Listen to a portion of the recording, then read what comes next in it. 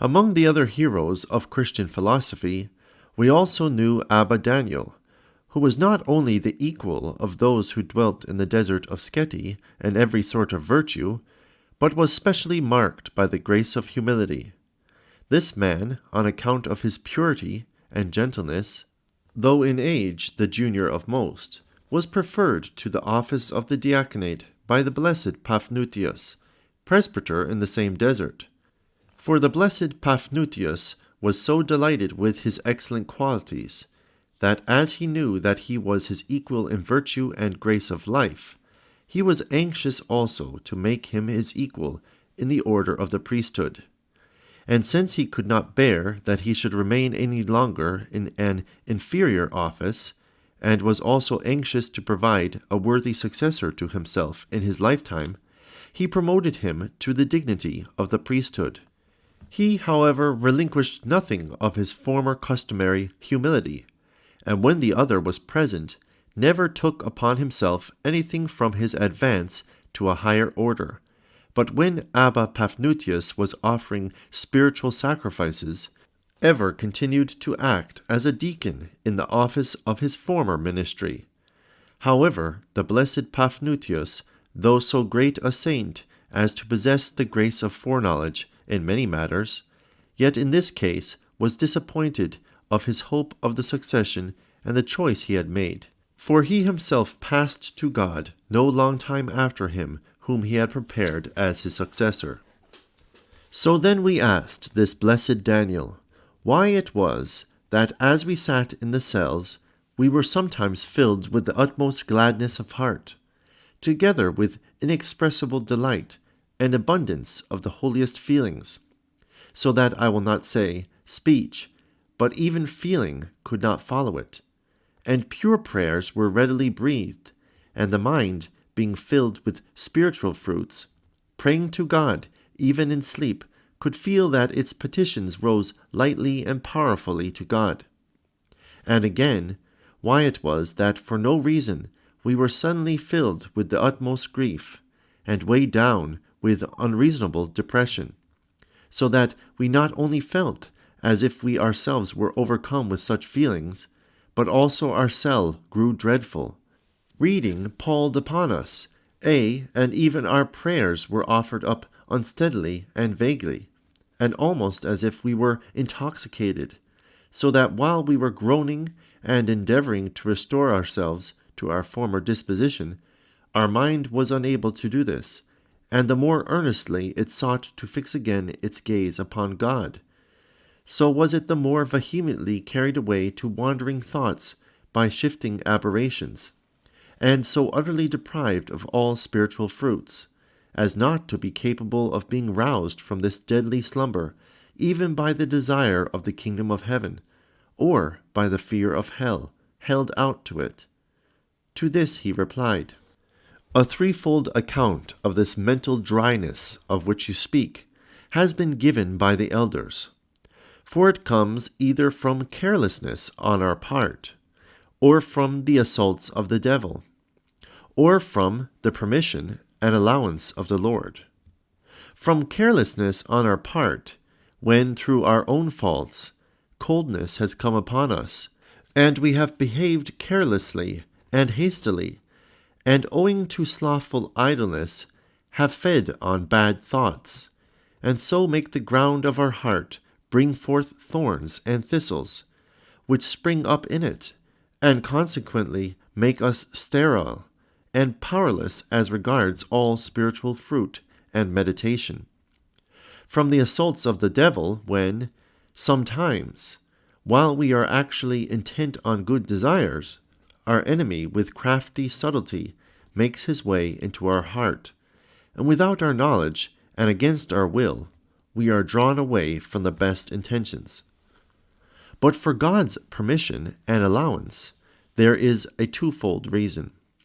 First, that being for a short time forsaken by the Lord, and observing with all humility the weakness of our own heart, we may not be puffed up on account of the previous purity of heart, granted to us by his visitation, and that by proving that when we are forsaken by him, we cannot possibly recover our former state of purity and delight by any groanings and efforts of our own, we may also learn that our previous gladness of heart resulted not from our own earnestness, but from his gift, and that for the present time it must be sought once more from his grace and enlightenment. But a second reason for this allowance is to prove our perseverance and steadfastness of mind and real desires, and to show in us with what purpose of heart or earnestness in prayer we seek for the return of the Holy Spirit when he leaves us, and also in order that when we discover with what efforts we must seek for that spiritual gladness, when once it is lost, and the joy of purity, we may learn to preserve it more carefully when once it is secured, and to hold it with firmer grasp. For men are generally more careless about keeping whatever they think can be easily replaced. And by this it is clearly shown that God's grace and mercy always works in us what is good, and that when it forsakes us, the efforts of the worker are useless, and that however earnestly a man may strive, he cannot regain his former condition without his help, and that this saying is constantly fulfilled in our case, that it is not of him that willeth or runneth, but of God which hath mercy. And this grace, on the other hand, sometimes does not refuse to visit with that holy inspiration of which you spoke, and with an abundance of spiritual thoughts, even the careless and indifferent, but inspires the unworthy, arouses the slumberers, and enlightens those who are blinded by ignorance, and mercifully reproves us and chastens us, shedding itself abroad in our hearts, that thus we may be stirred by the compunction which he excites, and impelled to rise from the sleep of sloth. Lastly, we are often filled by his sudden visitation with sweet odors, beyond the power of human composition, so that the soul is ravished with these delights, and caught up, as it were, into an ecstasy of spirit, and becomes oblivious of the fact that it is still in the flesh. But the blessed David recognizes that sometimes this departure of which we have spoken, and, as it were, desertion by God, may be to some extent to our advantage, so that he was unwilling to pray, not that he might not be absolutely forsaken by God in anything, for he was aware that this would have been disadvantageous both to himself and to human nature in its course towards perfection, but he rather entreated that it might be in measure and degree, saying, "Forsake me not utterly," as if to say in other words, "I know that thou dost forsake thy servants to their advantage, in order to prove them, for in no other way could they be tempted by the devil, unless they were for a little forsaken by thee. And therefore I ask not that thou shouldest never forsake me, for it would not be well for me not to feel my weakness and say, It is good for me that thou hast brought me low, nor to have no opportunity of fighting. And this I certainly should not have, if the divine protection shielded me incessantly and unbrokenly. For the devil would not dare to attack me while supported by thy defense, as he brings both against me and thee this objection and complaint, which he ever slanderously brings against thy companions. Does Job serve God for naught? Has not thou made a fence for him and his house, and all his substance round about? But I rather entreat that thou forsake me not utterly, what the Greeks call eos phodra, that is, too much. For, first, as it is advantageous for me for thee to forsake me a little, that the steadfastness of my love may be tried, so it is dangerous if thou suffer me to be forsaken excessively in proportion to my faults and what I deserve, since no power of man, if in temptation it is forsaken for too long a time by thine aid, can endure by its own steadfastness, and not forthwith to give in to the power of the enemy's side, unless thou thyself, as thou knowest the strength of a man, and moderatest his struggles, suffer us not to be tempted above that we are able, but makest with the temptation a way of escape, that we may be able to bear it. And something of this sort we read in the book of Judges was mystically designed in the matter of the extermination of the spiritual nations which were opposed to Israel.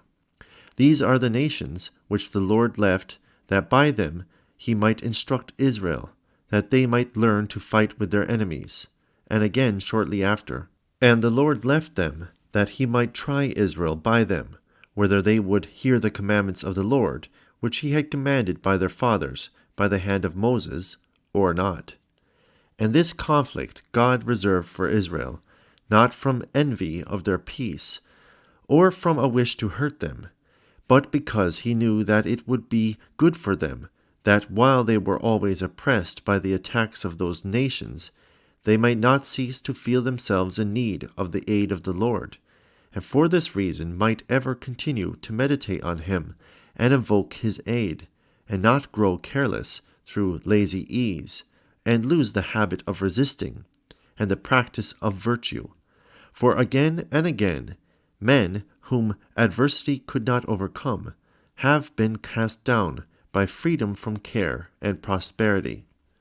This conflict, too, we read in the Apostle, has for our good been placed in our members. For the flesh lusteth against the Spirit,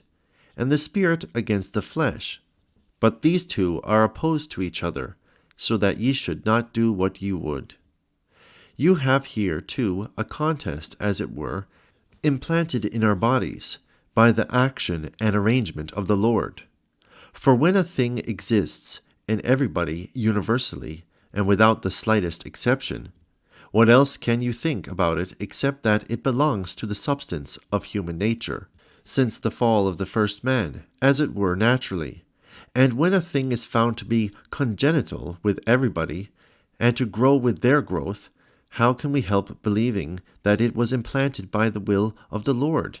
not to endure them, but to help them? But the reason of this conflict, namely of the flesh and spirit, he tells us is this, that ye should not do what ye would. And so, if we fulfill what God arranged that we should not fulfill, that is, that we should not do what we liked, how can we help believing that it is bad for us? And this conflict, implanted in us by the arrangement of the Creator, is in a way useful to us, and calls and urges us on to a higher state. And if it ceased, most surely there would ensue, on the other hand, a peace that is fraught with danger. Germanus. Although some glimmer of the sense now seems clear to us, yet as we cannot thoroughly grasp the Apostle's meaning, we want you to explain this more clearly to us. For the existence of three things seems to be indicated here. First, the struggle of the flesh against the spirit. Secondly, the desire of the spirit against the flesh. And thirdly, our own free will, which seems to be placed between the two, and of which it is said, Ye should not do what ye will. And on this subject, though as I said we can gather some hints from what you have explained of the meaning, yet, since this conference gives the opportunity, we are anxious to have it more fully explained to us. Daniel. It belongs to the understanding to discern the distinctions and the drift of questions, and it is a main part of knowledge to understand how ignorant you are. Wherefore it is said that if a fool asks questions, it will be accounted wisdom. Because although one who asks questions is ignorant of the answer to the question raised, yet as he wisely asks and learns what he does not know, this very fact will be counted as wisdom in him, because he wisely discovers what he was ignorant of. According then to this division of yours, it seems that in this passage the Apostle mentions three things: the lust of the flesh against the spirit, and of the spirit against the flesh, the mutual struggle of which against each other appears to have this as its cause and reason, namely, that, says he, we should not do what we would. There remains then a fourth case, which you have overlooked, namely, that we should do what we would not. Now then, we must first discover the meaning of those two desires, that is, of the flesh and spirit, and so next learn to discuss our free will, which is placed between the two, and then lastly, in the same way, we can see what cannot belong to our free will. We find that the word flesh is used in Holy Scripture with many different meanings. For sometimes it stands for the whole man, that is, for that which consists of body and soul, as here, and the Word was made flesh, and all flesh shall see the salvation of our God. Sometimes it stands for sinful and carnal men, as here, my spirit shall not remain in those men, because they are flesh. Sometimes it is used for sins themselves, as here, but ye are not in the flesh, but in the Spirit. And again, flesh and blood shall not inherit the kingdom of God. Lastly there follows, neither shall corruption inherit incorruption. Sometimes it stands for consanguinity and relationship, as here, behold, we are thy bone and thy flesh. And the apostle says, if by any means I may provoke to emulation them who are my flesh, and save some of them. We must therefore inquire in which of these four meanings we ought to take the word flesh in this place, for it is clear that it cannot possibly stand, as in the passage where it is said, the Word was made flesh, and all flesh shall see the salvation of God. Neither can it have the same meaning as where it is said, my spirit shall not remain in those men, because they are flesh. Because the word flesh is not used here as it is there, where it stands simply for a sinful man, when he says, the flesh lusteth against the spirit, and the spirit against the flesh. Nor is he speaking of things material, but of realities which in one and the same man struggle, either at the same time or separately, with the shifting and changing of time. Wherefore, in the passage, we ought to take flesh as meaning not man, that is, his material substance, but the carnal will and evil desires, just as spirit does not mean anything material, but the good and spiritual desires of the soul. A meaning which the blessed apostle has clearly given just before, where it begins, but I say, walk in the Spirit, and ye shall not fulfill the desires of the flesh. For the flesh lusteth against the Spirit, and the Spirit against the flesh. But these are contrary the one to the other, that ye may not do what ye would. And since these two, namely the desires of the flesh and of the Spirit, coexist in one and the same man, there arises an eternal warfare, daily carried on within us, while the lust of the flesh, which rushes blindly towards sin, revels in those delights which are connected with present ease. And on the other hand, the desire of the Spirit is opposed to these, and wishes to be entirely absorbed in spiritual efforts, so that it actually wants to be rid of even the necessary uses of the flesh, longing to be so constantly taken up with these things as to desire to have no share of anxiety about the weakness of the flesh. The flesh delights in wantonness and lust. The Spirit does not even tolerate natural desires. The one wants to have plenty of sleep, and to be satiated with food. The other is nourished with vigils and fasting, so as to be unwilling even to admit of sleep and food for the needful purposes of life. The one longs to be enriched with plenty of everything. The other is satisfied even without the possession of a daily supply of scanty food. The one seeks to look sleek by means of baths, and to be surrounded every day by crowds of flatterers. The other delights in dirt and filth, and the solitude of the inaccessible desert, and dreads the approach of all mortal men. The one lives on the esteem and applause of men, the other glories in injuries offered to it, and in persecutions. Between these two desires, then, the free will of the soul stands in an intermediate position, somewhat worthy of blame, and neither delights in the excesses of sin, nor acquiesces in the sorrows of virtue,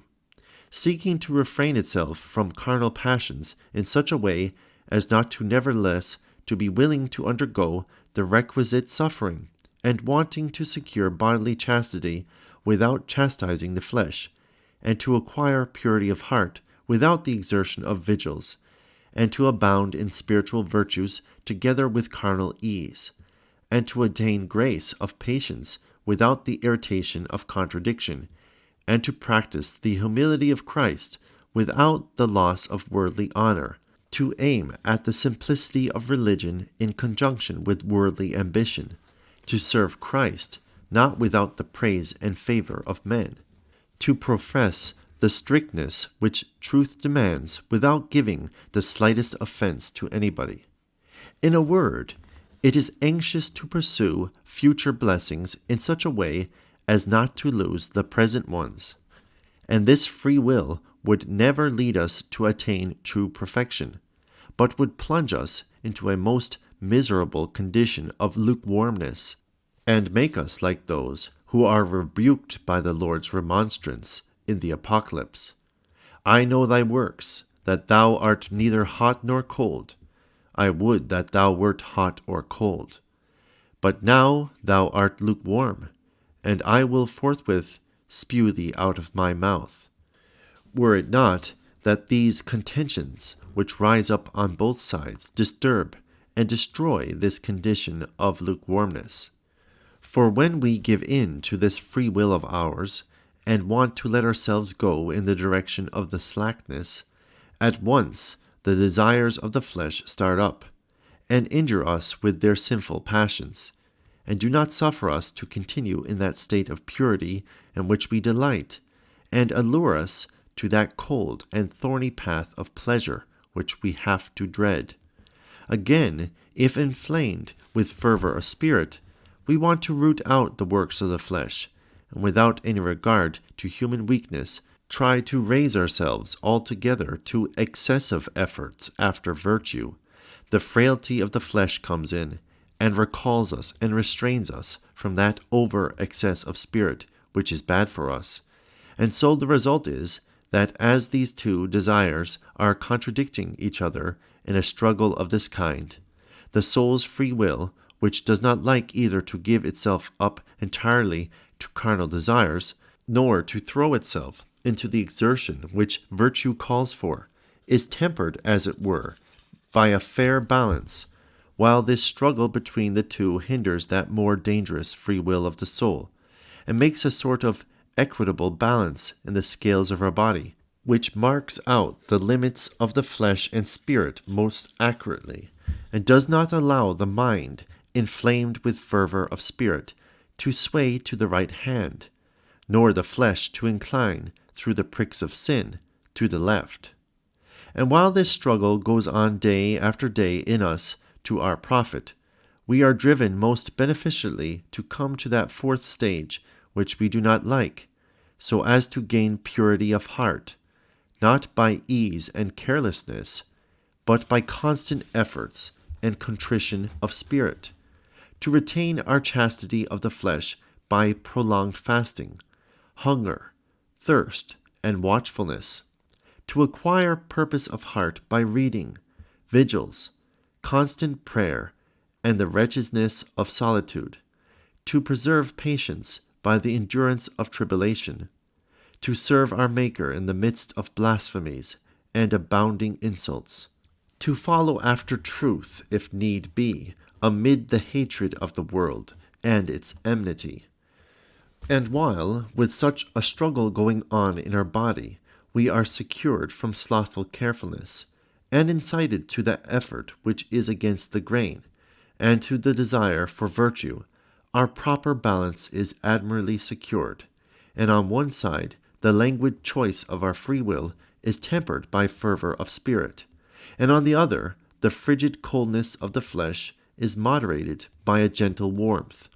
And while the desire of the flesh does not allow the mind to be dragged into unbridled license, neither does the weakness of the flesh allow the spirit to be drawn on to unreasonable aspirations after holiness,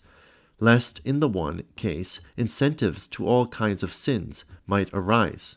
or in the other the earliest of all sins might lift its head and wound us with a yet more fatal dart of pride. But a due equilibrium will result from this struggle, and open to us a safe and secure path of virtue between the two, and teach the soldier of Christ ever to walk on the King's highway. And thus the result will be that when, in consequence of the lukewarmness arising from this sluggish will of which we have spoken, the mind has been more easily entangled in carnal desires, it is checked by the desire of the Spirit, which by no means acquiesces in earthly sins. And again, if through overmuch feeling our spirit has been carried in unbounded fervor and towards ill-considered and impossible heights, it is recalled by the weakness of the flesh to sounder considerations, and rising above the lukewarm condition of our free will with due proportion and even course, proceeds along the way of perfection. Something of this sort we hear that the Lord ordained in the case of the building of that tower in the book of Genesis, where a confusion of tongues suddenly sprang up, and put a stop to the blasphemous and wicked attempts of men. For there would have remained there, in opposition to God, and against the interest of those who had begun to assail his divine majesty, an agreement boding no good, unless by God's providence the difference of languages, raising disturbances among them, had forced them, because of the variations of their words, to go on to a better condition, and a happy and valuable discord had recalled to salvation those whom a ruinous union had driven to destruction, as when divisions arose, they began to experience human weakness, of which, when puffed up by their own wicked plots, they had hitherto known nothing. But from the differences which this conflict causes, there arises a delay that is so far advantageous to us, and from this struggle an adjournment that is for our good, so that while through the resistance of the material body we are hindered from carrying out those things which we have wickedly conceived with our minds, we are sometimes recalled to a better mind, either by penitence springing up, or by some better thoughts which usually come to us when delay in carrying out things, and time for reflection intervene. Lastly, those who, as we know, are not prevented from carrying out the desires of their free will by any hindrances of the flesh, I mean devils and spiritual wickednesses, these, since they have fallen from a higher and angelical state, we see are in a worse plight than men, inasmuch as, owing to the fact that opportunity is always present to gratify their desires, they are not delayed from irrevocably performing whatever evil they have imagined, because as their mind is quick to conceive it, so their substance is ready and free to carry it out. And while a short and easy method is given of them of doing what they wish, no solitary second thoughts come in to amend their wicked intention. For a spiritual substance, and one that is not tied to any material flesh, has no excuse for an evil thought which arises within, and also shuts out forgiveness for its sin, because it is not harassed as we are by incentives of the flesh without to sin, but is simply inflamed by the fault of a perverse will. And therefore its sin is without forgiveness, and its weakness without remedy. For as it falls through the allurements of no earthly matter, so it can find no pardon or place for repentance. And from this we can clearly gather that this struggle which arises in us of the flesh and spirit against each other is not merely harmless, but actually extremely useful to us. To begin with, because it is an immediate reproof of our sloth and carelessness, and like some energetic schoolmaster who never allows us to deviate from the line of strict discipline, and if our carelessness has ever so little exceeded the limits of due gravity which become it, it immediately excites us by the stimulus of desire, and chides us and recalls us to due moderation. Secondly, because, in the matter of chastity and perfect purity, when by God's grace we see that we have been for some time kept from carnal pollution, in order that we may not imagine that we can no longer be disturbed by the motions of the flesh, and thereby elated and puffed up in our secret hearts, as if we no longer bore about the corruption of the flesh, it humbles and checks us, and reminds us by its pricks that we are but men. For as we ordinarily fall without much thought into other kinds of sins, and those worse and more harmful, and are not so easily ashamed of committing them, so in this particular one the conscience is especially humbled, and by means of this illusion it is stung by the recollection of passions that have been neglected, as it sees clearly that it is rendered unclean by natural emotions, of which it knew nothing while it was still more unclean through spiritual sins. And so coming back at once to the cure of its former sluggishness,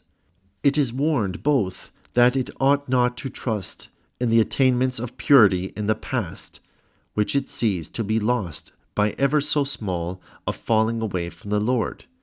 and also that it cannot attain the gift of this purity except by God's grace alone, since actual experience somehow or other teaches us that if we are anxious to reach abiding perfection of heart,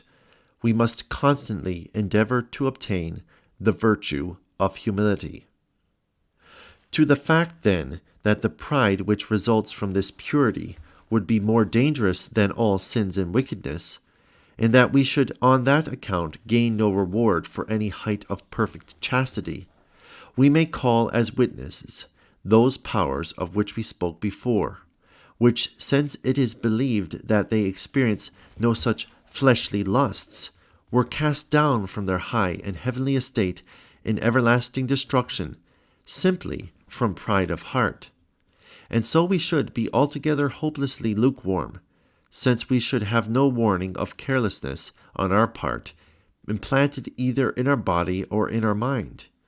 Nor should we ever strive to reach the glow of perfection, or even keep to strict frugality and abstinence, were it not that this excitement of the flesh springs up and humbles us and baffles us and makes us keen and anxious about purifying ourselves from spiritual sins. Lastly, on this account, in those who are eunuchs, we often detect the existence of this lukewarmness of mind, because, as they are so to speak free from the needs of the flesh,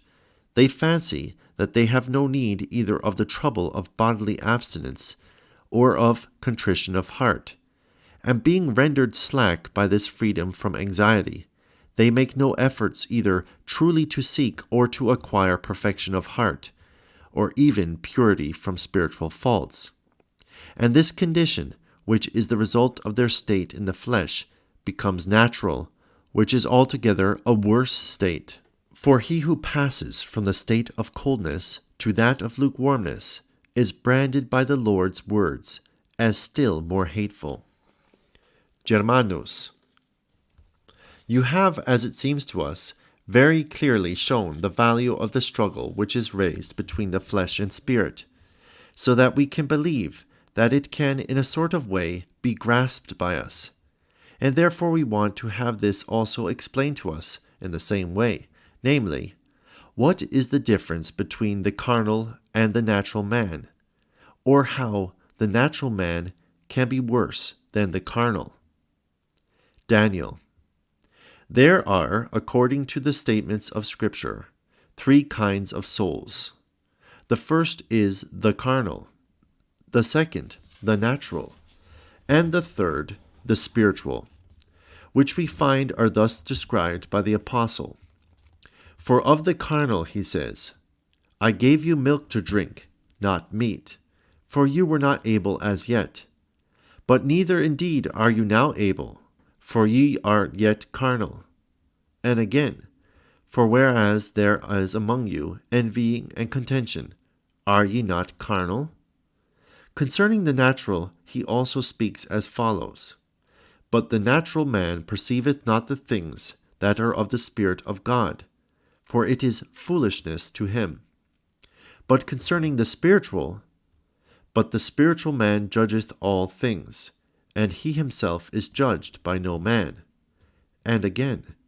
you who are spiritual, instruct such ones in the spirit of meekness.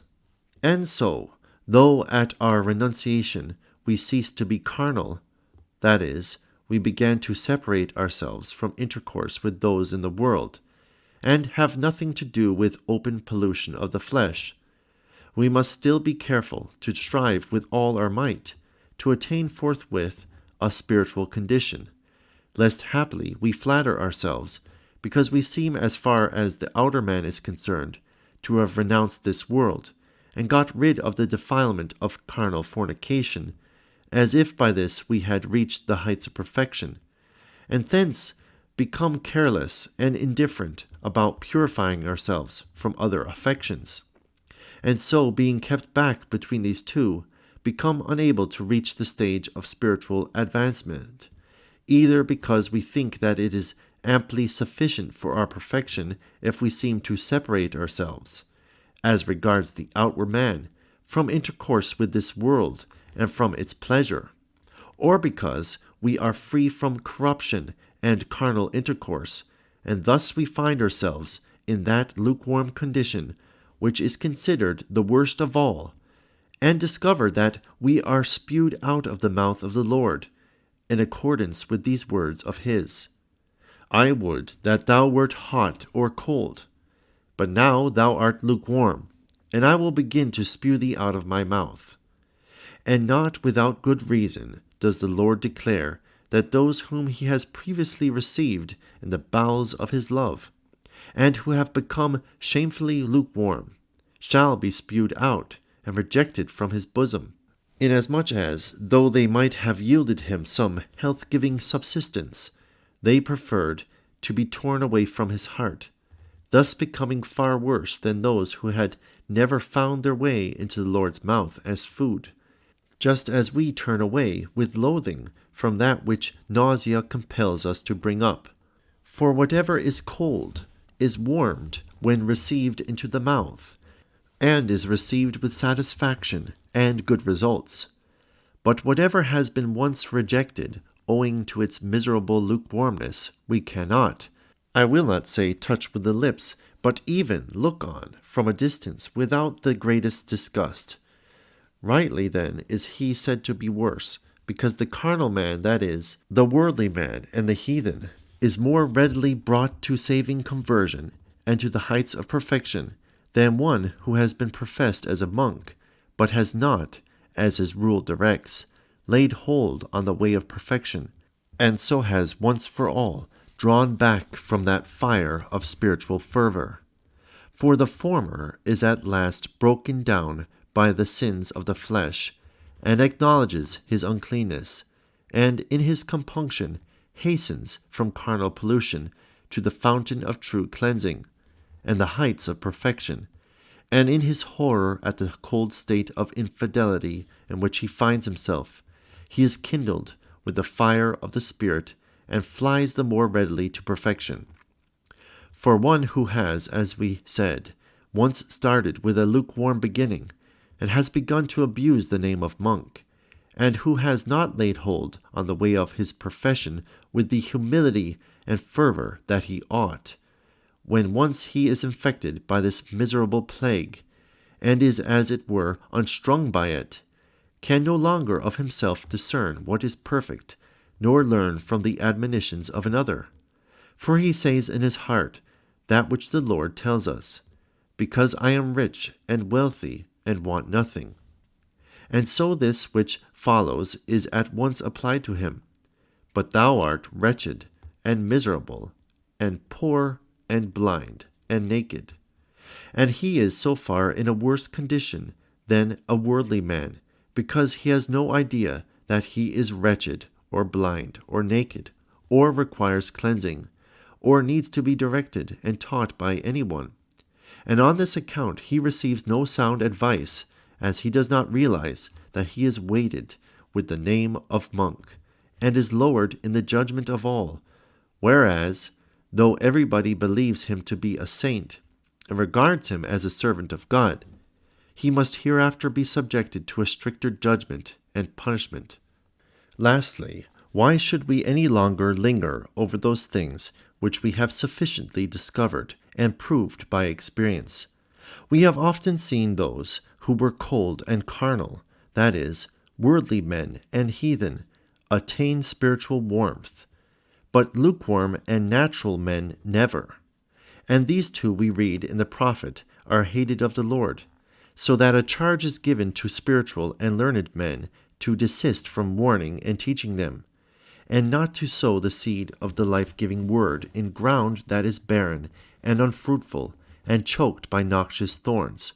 but that they should scorn this, and rather cultivate fallow ground, that is, that they should transfer all their care in teaching and their zeal in the life-giving word to pagans and worldly men, as we thus read, Thus saith the Lord to the men of Judah and inhabitants of Jerusalem, Break up your fallow ground, and sow not among thorns. In the last place, I am ashamed to say how we find that a large number have made their renunciation in such a way that we find that they have altered nothing of their former sins and habits, but only their state of life and worldly garb. For they are eager in amassing wealth, which they never had before, or else do not give up that which they had,